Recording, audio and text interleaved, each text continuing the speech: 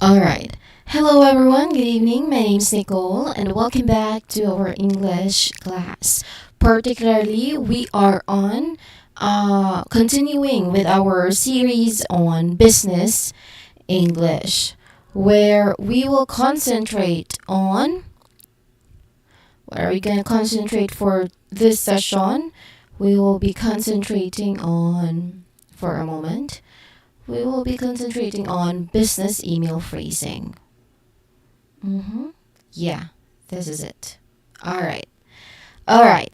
We are focusing again on business email phrasing. Now, in our previous session, we examined specific vocabulary relevant to business emails.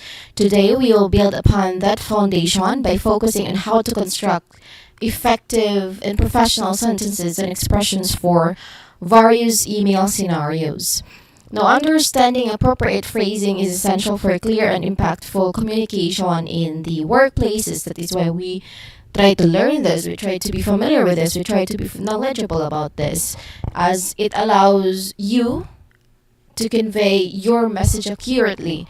It will also allow you to maintain a professional tone and achieve the desired outcome of your email. Now we will explore common email situations such as initiating contact, making polite requests, providing necessary information, for example, and you could also be following up on previous correspondence and concluding your emails professionally. For each question, or yeah, for each situation, we will examine specific phrases that are commonly used and considered effective in business settings.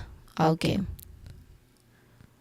So the goal of this session basically is just to equip you with practical and readily acceptable and applicable language that will enhance your ability to write clear, concise, and professional business emails. We try to focus on phrasing for this session because we're done with vocabulary. And by focusing on phrasing, we aim to streamline your email composition process and increase your confidence in written professional communication. Okay, for a moment. All right. So today again is business email phrasing. Let's immediately start with the first set of words. Phrases. Okay. So I put it in a table for you know, easy viewing. Okay. The first phrase is, "I hope this message finds you well." So before that, we are going to focus on opening phrases for the first set of phrases. So these are what we're going to discuss upon after this. In this time is or are opening phrases. Okay, for a moment.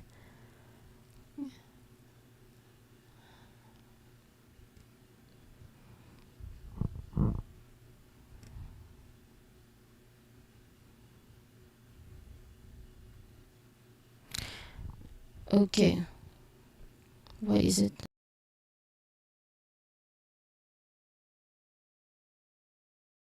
I hope this message finds you well. Now, this is a polite and somewhat formal way to begin an email. Basically, it expresses a wish that the recipient is in good health and spirit. Now, this is basically a phrase that is standard in opening. It is particularly useful when initiating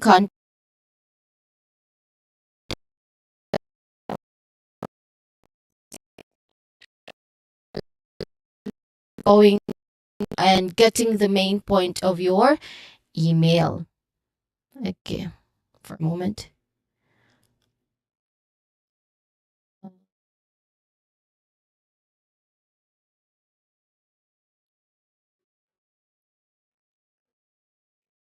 For a moment. Hmm.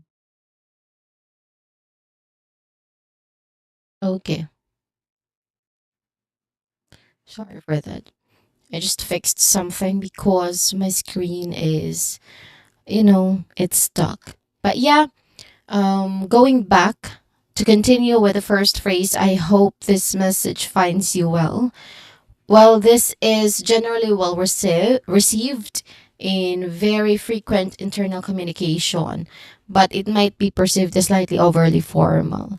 So, well, again, in writing emails, we should always consider our audience. So, consider your audience in the context of your relationship with them. And this kind of phrasing it implies a level of respect and consideration for the recipient's well-being without being too personal with them.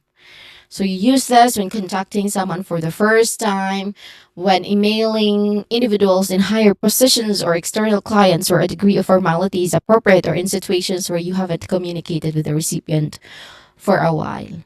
So that is, I hope this message finds you well. Now, if we try to focus on pronunciation, um, we are not going to really, delve to each word in the sentence or in the phrase. I'm just gonna say some difficult words or words that you might commonly mistakenly pronounce. Commonly mistaken.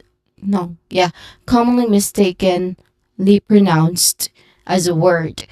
For this one, or maybe I'm gonna focus on the stressed word or syllable. For this one, I hope this message finds you well.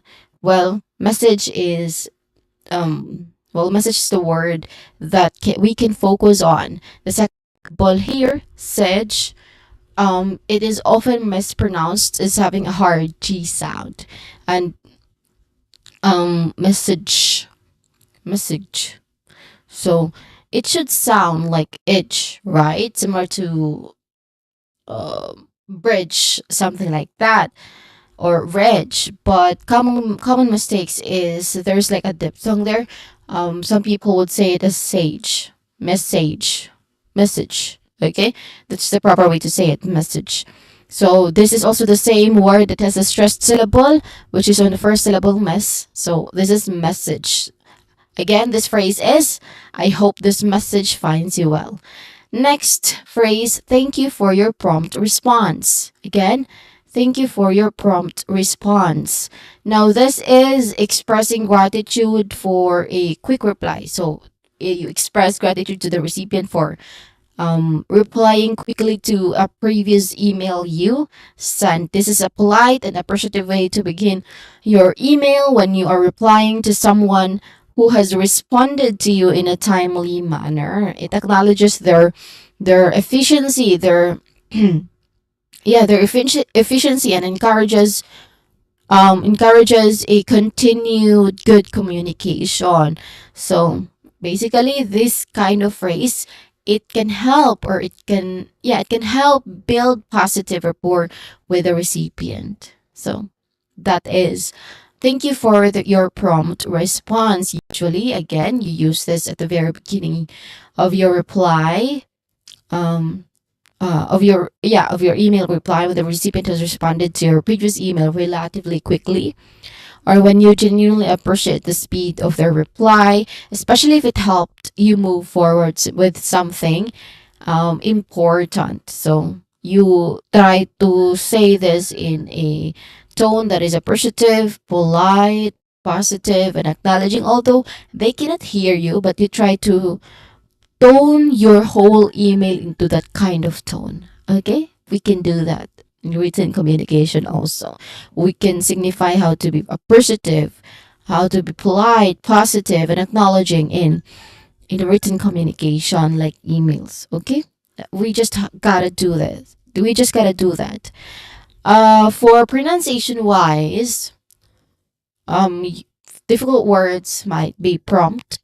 The initial consonant PR sound here, consonant blend, it can be challenging for some learners. So you ensure that both the letter P and the letter R are clearly pronounced when connected, when blended together. So it's prompt, okay?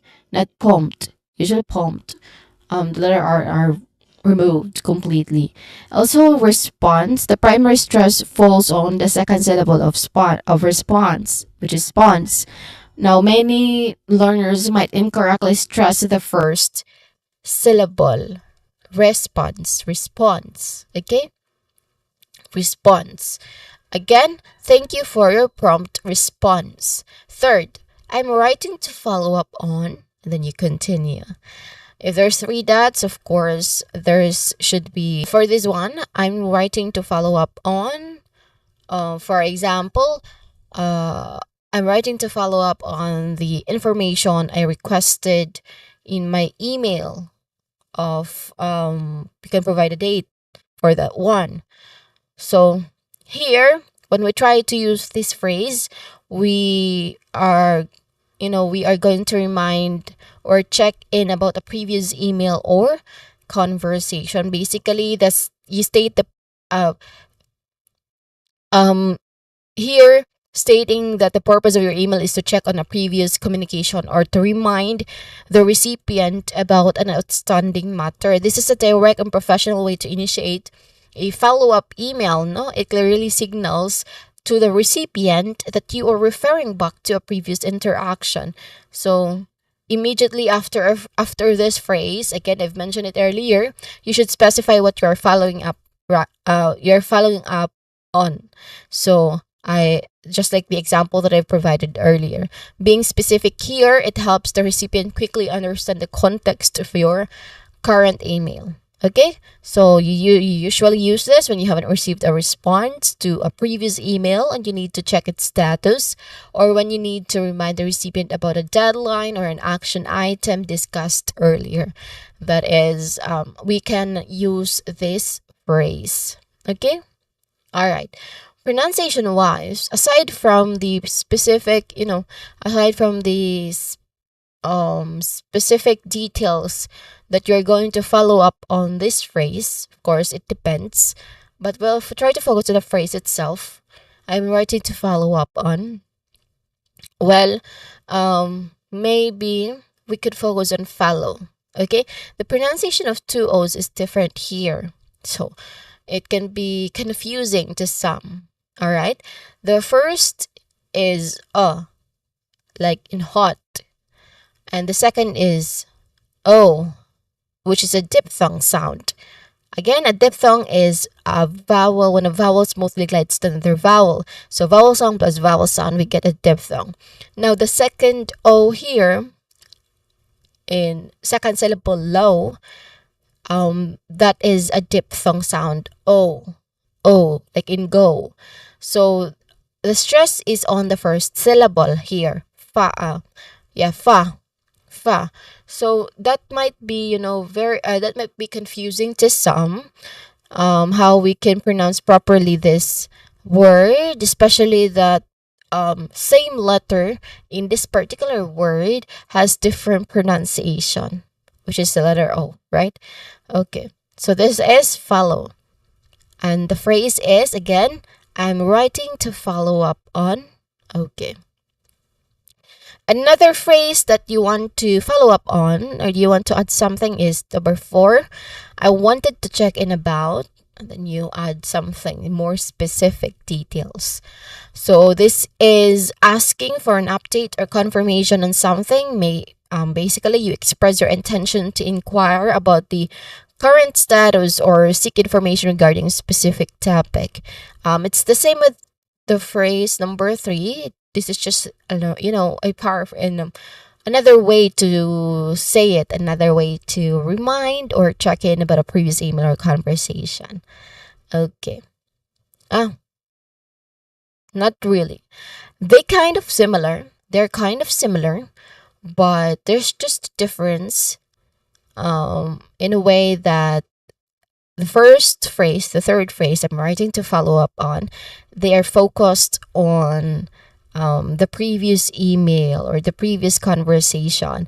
While this phrase, I wanted to check in about, this is focused, this is still asking for an update about something, but it is focused on the something. It is focused on what that particular something is. It does not matter if it's a week ago, a conversation that happened a week ago, a month ago, or yesterday, as long as we're talking about that something. So that's the subtle difference.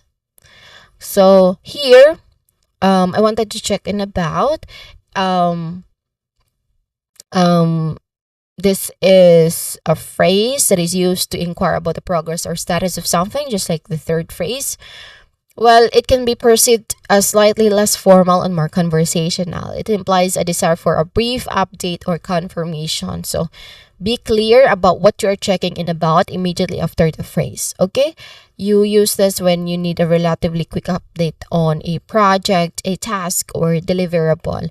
When you are seeking confirmation on an event, decision, or piece of information. So use this phrase. For pronunciation wise, maybe there's some there's some uh difficulty in pronouncing wanted.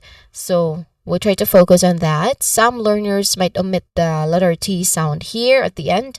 So ensure it is pronounced as wanted, okay? With clear letter T, okay?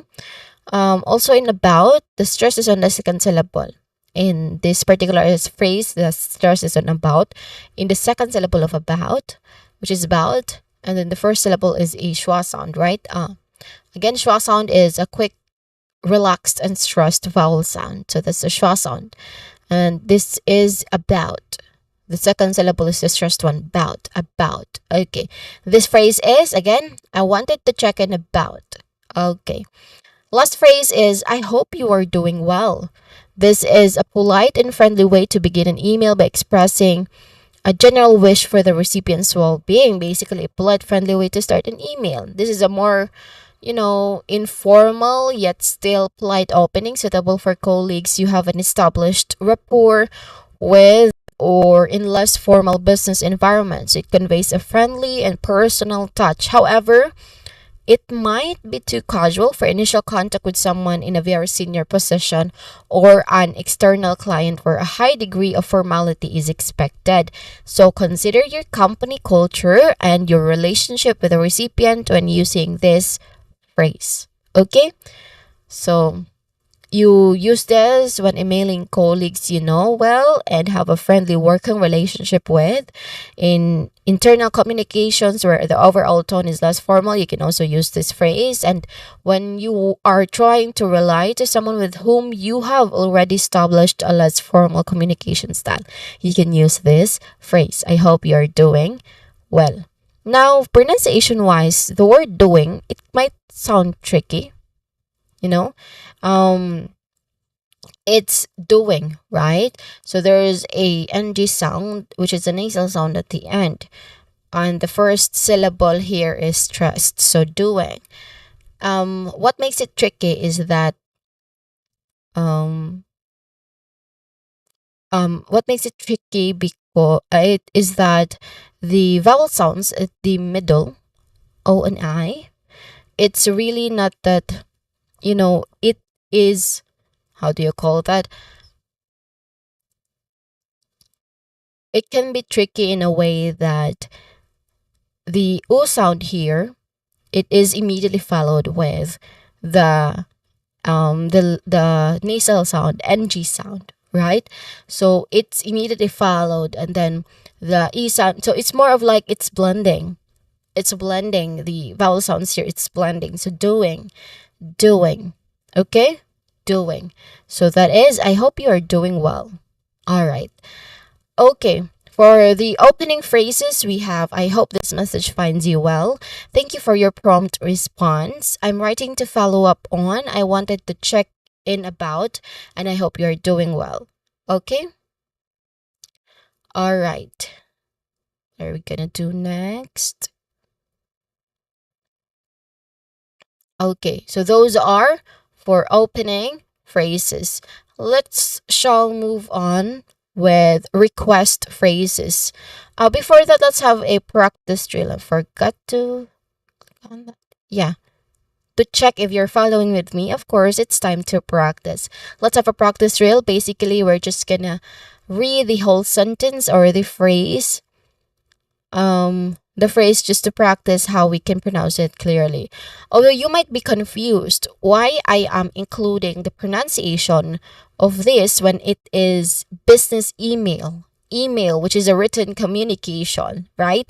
Well, this particular phrasing, we can also use this in real life, in spoken communication or oral communication. So this is just a way to prepare you or for you to be knowledgeable about how we can properly pronounce these phrases, because this is not just solely used in business email. Okay? It is not just for written communication. You can also use this in oral communication. That is why I am trying to focus also on its pronunciation, although not really digging the deeper, because again, we are bound with the topic email, business email phrasing. So I'm trying to focus more on the meaning, on the meaning, when to use that, on the tone itself. So yeah, I'm just gonna focus on that. But I am still also touching or tapping on the pronunciation part. Okay? Alright. Let's just gonna read this one. I've already mentioned about its meaning. So let's just immediately read the phrase itself. Starting with the first one. You can read it with me. Okay. I hope this message finds you well. I hope this message finds you well. Thank you for your prompt response. Thank you for your prompt response. I'm writing to follow up on. I'm writing to follow up on. I wanted to check in about. I wanted to check in about. I hope you are doing well. I hope you are doing well. Okay. That's the last phrase for opening phrases, and we shall continue with request phrases, starting with, could you please provide? Could you please provide? So this is asking politely for someone to give information or to do something. This is a very common and generally well received way to make a polite request in business emails. So the use of the word could, it makes it less direct than can you. And the addition of please, it enhances the politeness of the overall sentence the overall sentence or phrase. Now, you should also follow this phrase with a specific information or action you are trying to request, because this is still not a complete thought. You could say, could you please provide your input on this topic? Something like that. So you usually use this in a wide range of business situations when you need to ask someone to do something or give you information. It is suitable for both internal and external communication, email communication, written communication. Now, pronunciation wise, the word could, it might be tricky for some because the letter L in the spelling is completely silent, right? It's just pronounced as could, not cold. Okay? So, maybe some learners, maybe you might find it tricky. You might find it confusing why it is pronounced as could instead of cold, because it should be pronounced as like that. There's many silent letters in English, in English language, everyone. There's so many silent letters, and one of those words that has silent letters is the word could with a silent letter L. Okay, that's why English is very tricky, because most of the time you do not pronounce the word exactly how it is spelled like, or exactly how it looks like, right? So that's what makes it very tricky. That is why despite that this topic is on business email phrasing, on written communication, I try to include pronunciation topic, pronunciation explanation as much as possible, so that your pronunciation is really consistently, practiced. So yes, that is why. Okay, could, that might be what's make it confusing. Now, the stressed word here is provide. Specifically, the stressed part is the second syllable, vide, which has, it has a diphthong sound I. Vide, I. Okay. So this is, could you please provide? And then you continue with that. Next, I would appreciate your feedback. This is a complete thought on its own. This is asking for someone's opinion or response. This phrase is used when you want the recipient to share their thoughts, to share their opinions or reactions to something you have sent or discussed. Basically, it's a polite way to solicit their input and to show that you value their perspective. So be sure to clearly indicate what you would like to feedback on.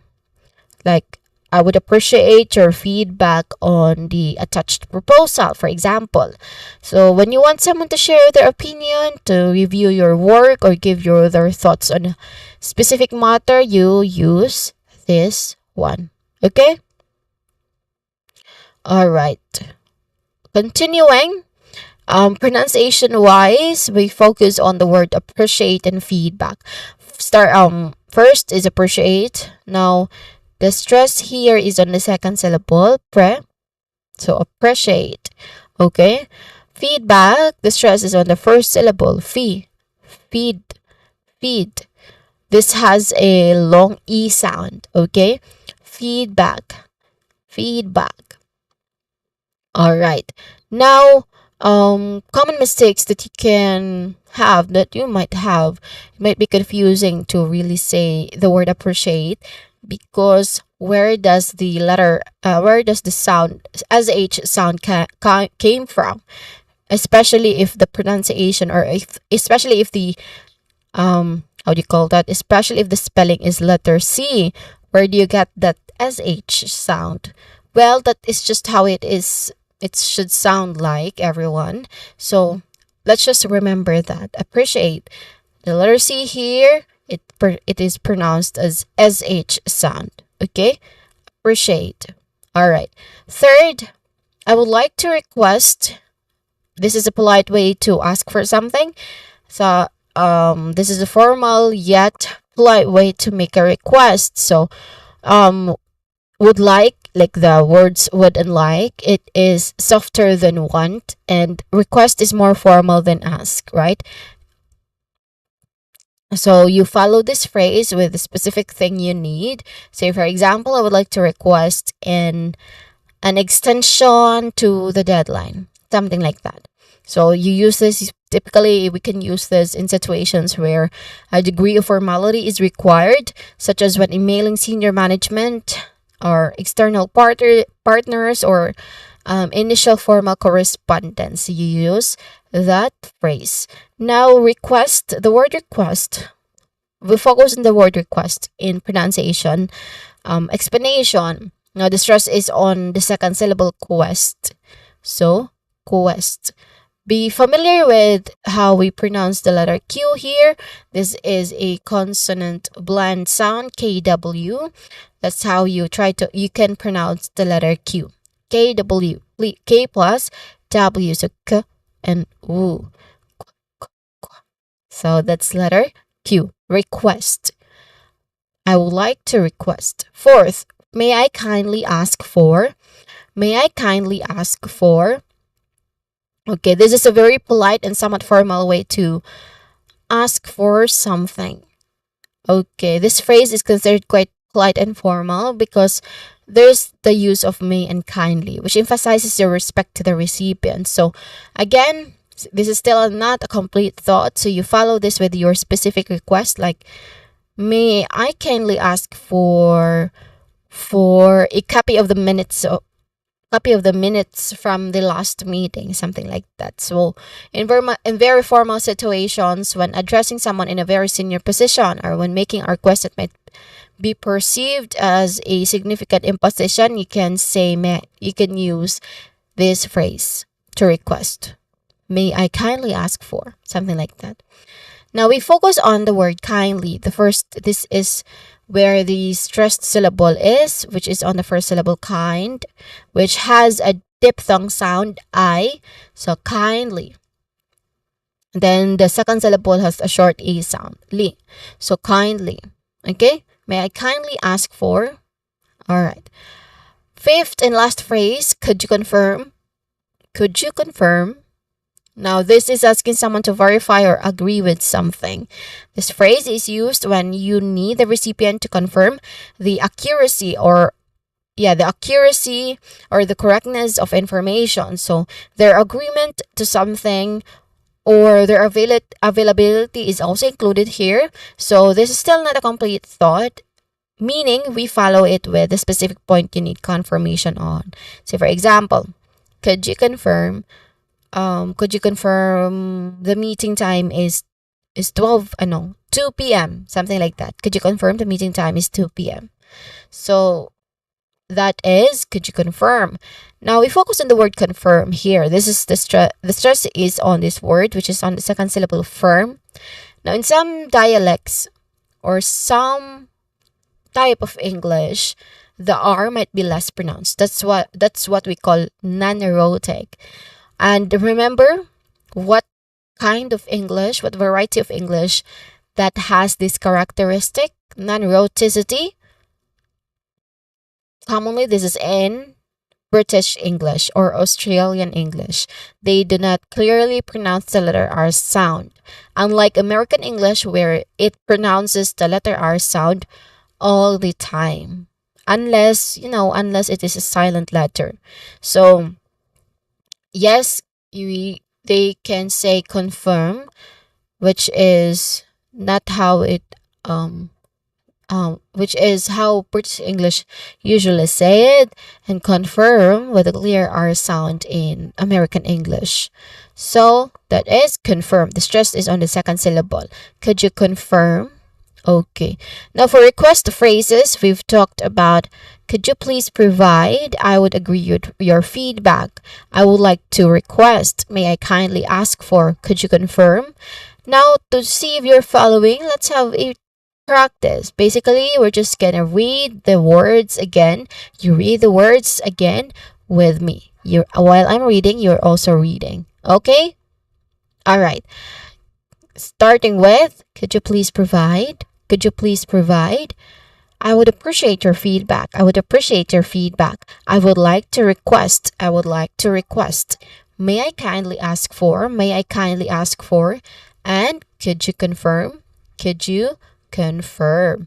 All right. So that is those are phrases that we use to request something. Moving on with another set of phrases, which is under formal and polite phrases, starting with I apologize for the inconvenience. Here you say sorry for any trouble caused. Basically, you express sincere regret for any trouble or disruption caused to the recipient. No, this phrase is a staple in professional communication when acknowledging for a mistake, for error or situation that has negatively impacted the recipient. Now, the use of the word apologize, it indicates a more formal and sincere level of regret than a simple sorry or the word sorry. Now, following this phrase, you can also have a brief explanation without making excuses, so that it is really genuine. It is a genuine apology, and you should outline steps taken or to be taken to rectify the situation and to further enhance the sincerity of your apology. For instance, you could say, I apologize for the inconvenience this delay may have caused. We are working diligently to resolve the issue and expect to have an update for you by the time of 5 p.m. Something like that. Okay? You are giving your sincerest apology. That's how you should give it. Okay? You try to use this when acknowledging a mistake made by you or your team, when informing the recipient about a delay, about a cancellation, or any disruption to a service or agreement. Overall, any inconvenience that you might have caused to the recipient. Now, pronunciation-wise, we focus on the word apologize. Now, the second syllable, pol, it is often mispronounced. So you ensure that the O here has the short O sound, as in hot. So the final syllable, eyes, It sounds like eyes, but with a buzzing sound instead of hissing. There's a diphthong here, I. So eyes. Again, eyes. Apologize. Apologize. Apologize. And also, we focus on inconvenience. The third syllable of V has a long E sound, as in C, inconvenience. Many might shorten it. That's some common mistake. Also, the initial in, it has a short E sound. So, that's it. Now, we say this phrase as, I apologize for the inconvenience. Second, I regret to inform you that. Now, this is a formal way to say something negative or disappointing news. So this phrase acts as a buffer when delivering unwelcome information. It softens the impact of the bad news by indicating your own regret in having to convey it. Now, it is crucial to follow this phrase immediately with a specific negative information in a clear and concise manner. Meaning you avoid being vague or beating around the bush. Okay?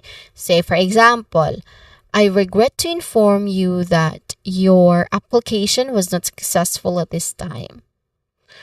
Okay, or I regret to inform you that the product you ordered is out of stock currently. All right, so that's how you try to use this phrase. Pronunciation wise, the word regret, the E in the first syllable has a short E sound, regret. Re. So the second syllable, gret, it sounds like the word great, but with a G at the beginning. It still has, both have still a G, but yeah, it regret. It's just, the E here is a short E vowel sound. So, like bad, okay? Unlike great, the vowel sound here is a diphthong sound, A. So we do not say regret. Instead, we say regret. Short E vowel sound. Okay. So this is, I regret to inform you that. Third, I would like to extend my gratitude for. Again, I would like to extend my gratitude for. This is showing thanks or appreciation or expressing sincere and formal thanks to the recipient, to what the recipient has done, or a deep appreciation for something specific the recipient has given you or has done, something like that. So it conveys a stronger sense of thankfulness than a simple thank you. Okay, extend my gratitude. Well, it emphasizes the depth of your appreciation. Again, it's important to clearly state what you are thankful for immediately after this phrase to ensure your gratitude is specific and meaningful. Say, for example, I would like to extend my gratitude for your exceptional support during the recent project. Okay, you acknowledged significant help, effort, or support from the recipient. So, yeah, it's more formal than thank you, than saying just thank you, than just saying thank you. Now, pronunciation wise, we focus on the word extend, which has a short a short E sound, an initial E sound, extend. Now, second syllable is the stressed syllable here, extend. Okay, extend. One more time, extend. So, I would like to extend my gratitude for, and then you continue it. Fourth, it was a pleasure speaking with you. This is a polite way to end a conversation. Basically, this is a polite and professional way to conclude a conversation, often used in follow-up emails after a discussion. While commonly used at the end of verbal conversations, including that phrase in an email, especially one that follows for a phone call or a video conference or in-person meeting, reinforces the positive interaction. It leaves a good first impression and expresses your enjoyment of the communication. You can also adapt it slightly, such as it was a pleasure meeting you, something like that, if the interaction was the first meeting.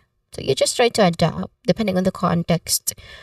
Now, you use this at the end of the email that summarizes or follow-ups of on a conversation you had with the recipient. Basically, um you are using this as a polite closing remark to reinforce a positive interaction. Now, pronunciation wise, we focus on the word pleasure. The first syllable plus has a short S sound where your jaw is totally hanging. Plus, so it's a short and soft S sound. Now, plus, plus, so there's a buzzing sound there. The second syllable, jour, it has a schwa sound. So which means there's a unstressed and quick vowel sound here. So this is pleasure. Again, pleasure. Now the stressed syllable is on the first syllable plus. So that's a stressed syllable, pleasure. Okay, this is again, it was a pleasure speaking with you. And lastly, kindly note that. Kindly note that. Now this is a formal way to draw attention to something important. This phrase, it serves as a gentle directive urging the recipient to pay attention to the subsequent information. Now, the word kindly, it adds a layer of politeness to what is essentially an instruction to take notice. Now, it's often used before presenting key details or guidelines or requirements, okay? Because this is still not a complete thought. So you can complete it, for example, by saying, kindly note that the deadline for submissions is Friday at 5 p.m., something like that, okay? So you use that when you need to highlight crucial information that the recipient must be aware of, or when providing instructions or guidelines that require careful attention. And it can also be used in formal announcements or updates, as far as I've observed. Again, this is kindly note that. Again, note. Now, maybe we can focus on the two words kindly and note, which has both a diphthong sound. For kindly, first syllable kind, that there's a diphthong I there. For note, there's a diphthong O there. So, both words has a diphthong sound. And the stressed syllable here is on the word kindly, the first syllable kind. So, this is kindly note that. Again, kindly note that. Now, for formal and polite phrases, we've talked about I apologize for the inconvenience. I regret to inform you that. I would like to extend my gratitude for. And it was a pleasure speaking with you. And kindly note that. Now, again, same pattern, same process, time to practice. Let's have a practice drill. Again, what are you going to do? It's just, to read the whole phrase with me. Twice. Okay, starting with, I apologize for the inconvenience. I apologize for the inconvenience. I regret to inform you that. I regret to inform you that. I would like to extend my gratitude for. I would like to extend my gratitude for. It was a pleasure speaking with you. It was a pleasure speaking with you. Kindly note that. Kindly note that. That's the last phrase for making polite request. Having polite and formal phrases. Let's move on with closing phrases here. Okay. The phrases included here are quite long, but let's just, try to focus on them because this is the next slide. All right, for a moment. I cannot see it. I'm just checking if my screen is still, the same screen that you are seeing because maybe there's some technical issues. But yeah, it is totally good. Okay, good. All right. Let's start with the first phrase. Thank you for your time and consideration. This is a polite closing, thanking someone for their attention. You express gratitude for the recipient dedicating their time to read and think about your email's content. So you use this phrase. You use this when you have made a request that requires the recipient's thought or decision making, or when you have provided information that needs their review or attention, or maybe after a discussion or exchange where you appreciate their engagement.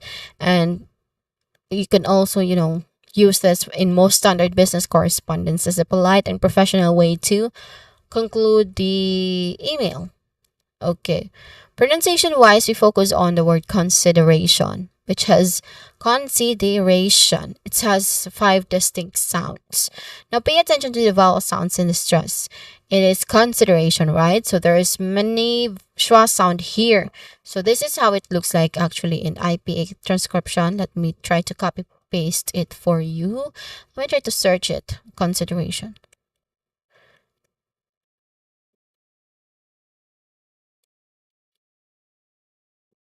Let me try to search the IPA transcription just for you to be, you know, to see how it looks like. Okay. So this is actually how it looks like. Consideration. This one. Now that upside E sound, no, E, or a moment, it's acting up. My slide is acting up. This one. Let me upsize the font because I think you cannot see that clearly. But yeah, this one. All right. Okay. That's good. Let me check my screen. Oh no. It's cutting. For a moment.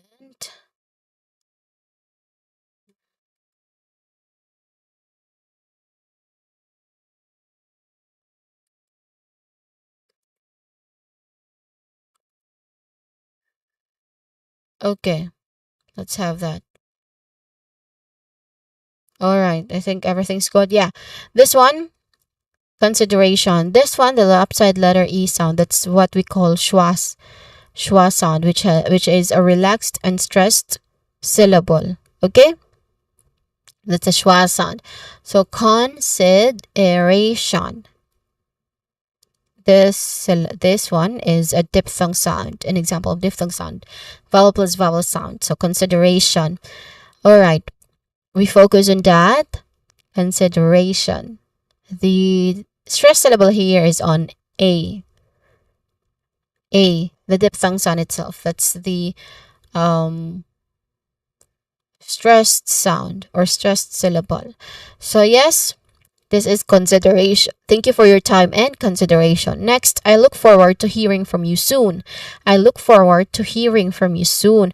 Basically, you express your anticipation of receiving a reply from the recipient in the near future. You are expecting a reply soon. Now, this closing, it is effective when you have posed a question, when you requested action, or are awaiting feedback and need a response to move forward. So the word soon here, it implies a reasonable expectation of a timely reply. However, you should avoid using it if you don't genuinely expect a quick response or if the context doesn't necessitate one, as it might create unnecessary pressure. Okay? All right. Pronunciation wise, we focus on the word forward here. The or sound can vary slightly between British and American English, where the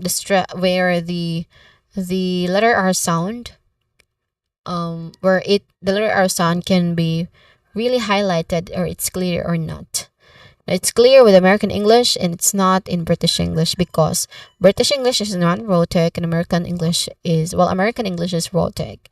So the stress here is on the first syllable for, so it is forward. Again, forward. All right. This is I look forward to hearing from you soon. Next, please let me know if you need further information. This is offering assistance for more details or to provide more details or assistance if the recipient requires it. This is a helpful and supportive closing that shows your willingness to ensure clear communication and address any potential questions or uncertainties the recipient might have. So it promotes open dialogue and indicates your readiness to assist them further. It's just, a versatile closing suitable for various situations where you have provided information or made a suggestion. Okay? Pronunciation wise, we focus on the word further, which can be sound tricky, which can be confusing. The sound here, it's like fur. So sound. The stress is on the first syllable, further. Okay, further, there's a the version of th sound here is the voiced one. Again, the voiced one. How to check if the sound is voiced? It is to check your to touch your throat, and if you say the sound and if it buzzes or if it vibrates, I mean, if it vibrates, then it is a voiced sound. So further, so th sound, th, th. Okay, it vibrates, which means it is a voiced th sound. All right. Again, this is please let me know if you need further information. Fourth, I remain at your disposal for any additional questions. This is letting someone know you are available for more questions. You're formally stating your continued availability to answer any further inquiries the recipient might have. So this is a more formal and emphatic way of offering ongoing support. No, it is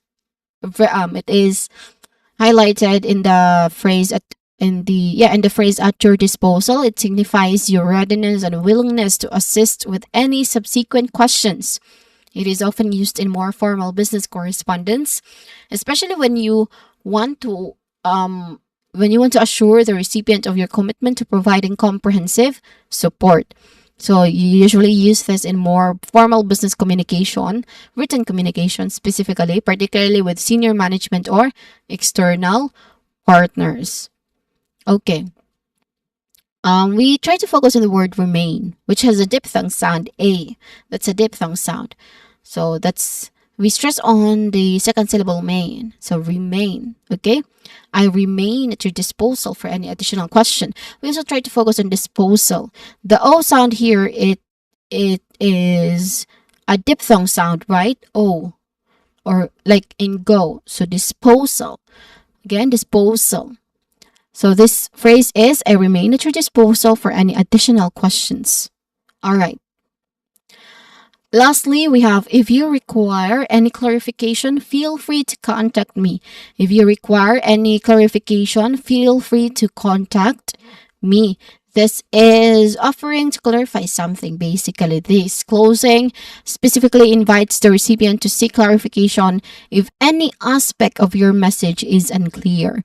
So feel free, the words feel free, or the phrase feel free, it adds a touch of approachability and encourages them to reach out to you without hesitation. Because feel free, okay? It's a good way to end emails where the content might be complex or have potential for misunderstanding, okay? All right. This is, again, if you require any clarification, feel free to contact me. These are the closing phrases. To check if you're following still with me, let's have a practice. Let's have a practice drill. Same pattern, same process. All right. Okay. Thank you for your time and consideration. Thank you for your time and consideration. I look forward to hearing from you soon.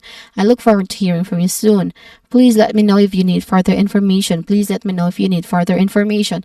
I remain at your disposal for any additional questions. I remain at your disposal for any additional questions. If you require any clarification, feel free to contact me. If you require any clarification, feel free to contact me. So those are closing phrases. Shall move on to another set of phrases, which is on action and follow-up phrases. And this will be the last set of phrases for today. For today's session for business email phrasing. Okay? All right. Starting with, I will follow up on this matter next week.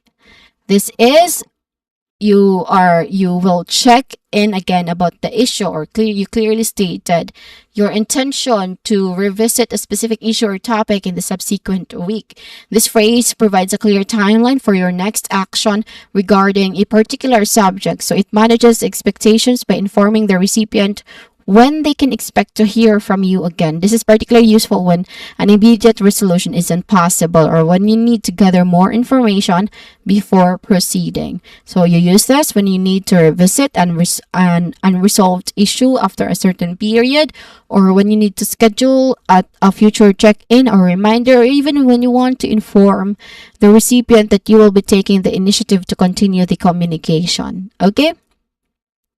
Okay, pronunciation wise, we try to focus on matter because we've already talked about follow earlier, right? So let's try to focus on matter here. Now, um, yeah, matter. Now the double T here, it is pronounced as letter T, really. Matter in American English with a clear R sound. It is usually um yeah, usually in American English this is a clear T sound. Okay, I know in American English there's just a hint of a sound, a letter D sound here, mother. So unlike in British English, which has a clear T sound, matter. Okay, matter. So the stress is on the first syllable, ma. So matter. I will follow up on this matter next week. Second, please do not hesitate to reach out. So this is encouraging someone to contact you without hesitation. You're warmly encouraging the recipient to contact you without any reluctance or delay if they have any questions or concerns or need further assistance. You want to offer ongoing support after providing information or instructions. You use this phrase. You anticipate the recipient might have questions or need further clarification. You use that phrase. Or just a closing remark that encourages open communication. You can use that phrase. Please do not hesitate to reach out. Pronunciation wise, we focus on the word hesitate. Now, the letter H here, it is pronounced clearly. He. So, the stress is on the first syllable, he, and the second syllable has a short E sound, right? With a buzzing sound. Also, hesitate. And the last syllable, tate, there's a diphthong sound, A. Okay, A, hesitate. All right. So this phrase is, please do not hesitate to reach out. Third, I would appreciate your prompt attention to this. Well, it's the same with the first and one of the phrases and opening phrases in the first set of words. But let's try to see what this means. I would appreciate your prompt attention to this. You're asking for urgent attention to a matter. You are politely but firmly requesting the recipient's immediate or quick focus on the specific matter being discussed due to its importance or time sensitivity. So this phrase conveys a sense of urgency while maintaining a professional tone. That phrase, prompt attention, it clearly indicates a sense of, a sense that the issue requires timely action. It's important to use the phrase judiciously and only when the situation genuinely warrants urgent attention to avoid it losing its impact. Okay? Alright, so you just use this when a matter requires immediate action due to a tight deadline, or when a delay could have significant consequences, or when you need the recipient to prioritize this issue. You can use this phrase. I would appreciate your prompt attention to this. Pronunciation wise, let's focus on appreciate. No, we've already talked about this one, right? Earlier, where the letter C has an SH sound. Appreciate. And the last syllable of this word has a diphthong sound, A. 8. Okay, let's try to focus on maybe attention. Now, you start with a schwa sound, and then second syllable has a short e sound, 10, and then last syllable is tion. What do we remember with tion? It is pronounced as shun, shun. Okay, shun. Again, shun. So this phrase is, I would appreciate your prompt attention to this. All right. Fourth, we have, I will ensure that everything is taken care of. This is basically confirming responsibility for an action or task. You are providing a strong assurance to the recipient that you will personally take responsibility for handling a task, for handling an issue or problem to its complete resolution. So You try to use this when you are taking full responsibility for resolving an issue, or when you want to reassure the recipient that a task will be completed thoroughly, or when you just address concerns or problems raised by the recipient. Pronunciation wise, we focus on ensure, which starts with the syllable N that has a short sound, and then ends with the syllable sure, which has an sh sound. So the stress is on the second syllable, sure. So ensure.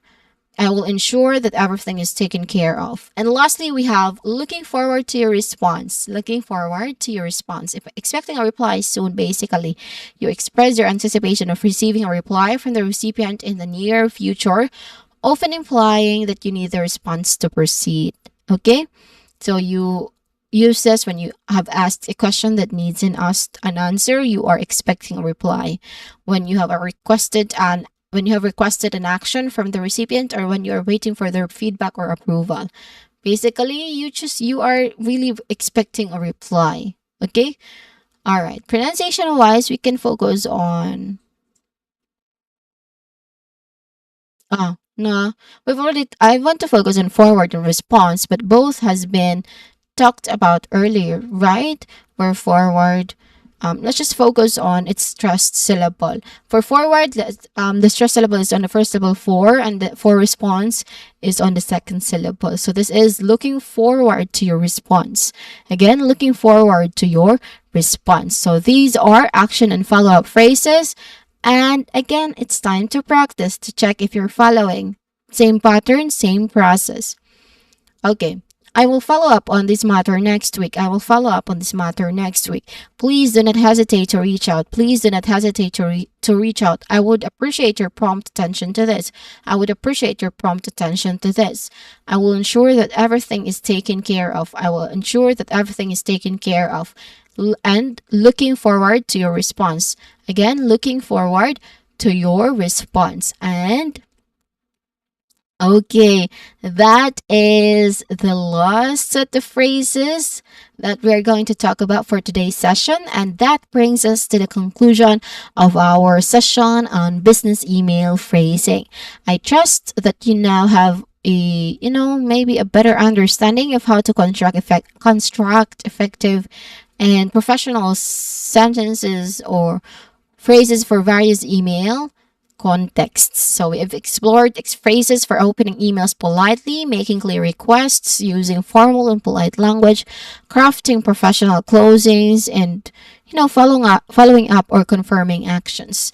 By incorporating these phrases thoughtfully into your written communication, you can enhance your clarity, you can maintain a professional tone, and achieve your desired outcomes more effectively. So remember that the appropriate phrasing often depends on the context, of course, of your email, your relationship with the recipient, and the specific message you wish to convey. So practice using these phrases, everyone, in your daily correspondence, and pay attention to how others in your professional field structured their emails. So thank you for your presence and engagement throughout this session. If you have any further questions or lingering questions, or would you like to revisit any of these topics, please don't hesitate to ask. Do you have any questions?